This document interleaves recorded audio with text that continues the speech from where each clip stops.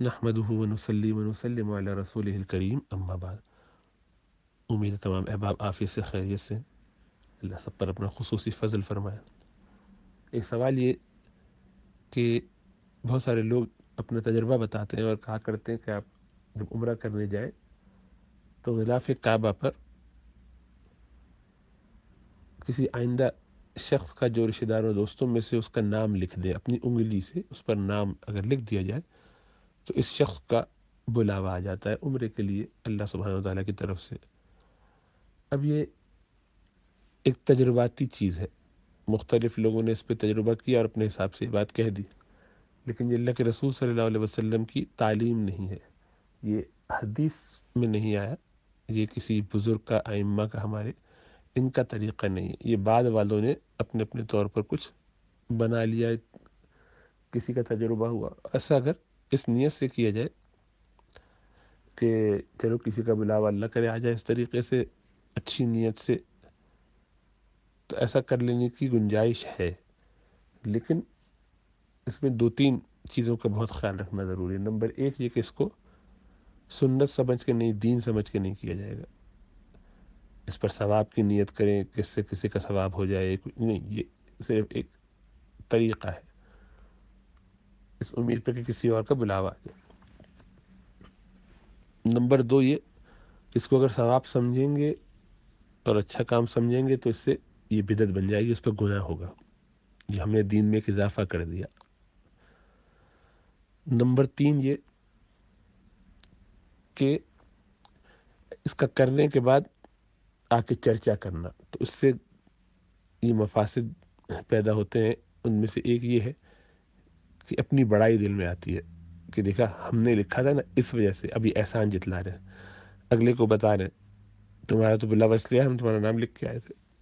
اگلا یہ بیچارہ ذرا پریشر میں فیل کر رہا ہے کہ انہوں نے ہمیں موقع دیا ہے تو چلو ہم ان سے ذرا جھک کے رہیں، تو یہ طریقہ درست نہیں ہے۔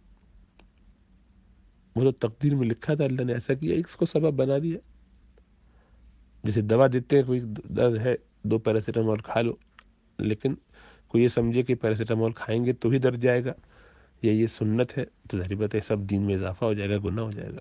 یہ تو ویسی تجرباتی دنیاوی چیز ہے، اس لحاظ سے اس کی گنجائش ہوتی ہے۔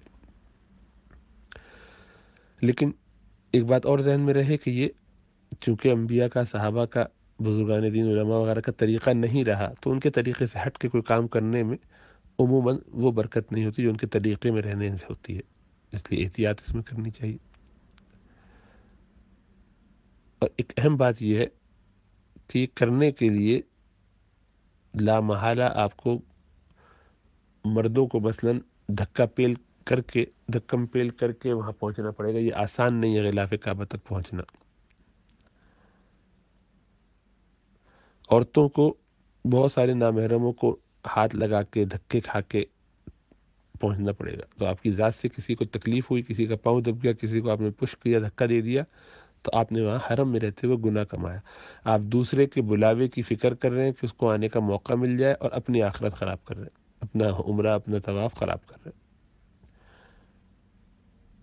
اتنے لوگ ہوتے ہیں وہاں پر کہ وہاں جانا تقریباً ناممکن ہو جاتا ہے، الا یہ کہ آپ خوب محنت کر کے لائن لگائیں اور لگے رہیں، دھکے کھائیں اور سب کچھ، اور یہ سب چیزیں غیر مناسب ہیں۔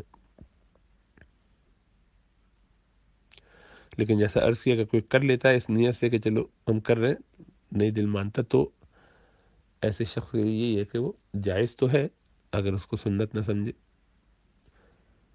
لیکن احتیاط کرنا بہتر ہے۔ کیا آئندہ ایسے کاموں سے کیوں بچیں؟ اور اس کی وجہ سے کرتے کیا ہیں کہ ان کو وہاں جو وقت ملتا ہے اس وقت میں نام لکھنے میں لگے ہیں، بجائے اس کے کہ اپنے رب سے تعلق بنا کے اپنی آخرت کی فکر کرتے ہیں۔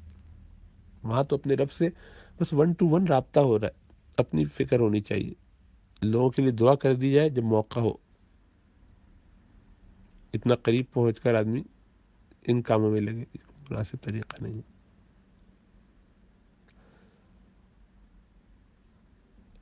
اور آخری ایک بات یہ کہ اس طرح کرنے سے پھر ایک ٹرینڈ بن جاتا ہے، آپ کو تو یہ بات سمجھ میں آ گئی، ابھی بتا دی گئی، تو امید ہے کہ آپ کو سمجھ میں آ جائے گا، آپ اس کو سنت یا دین سمجھ کے نہیں کریں گے۔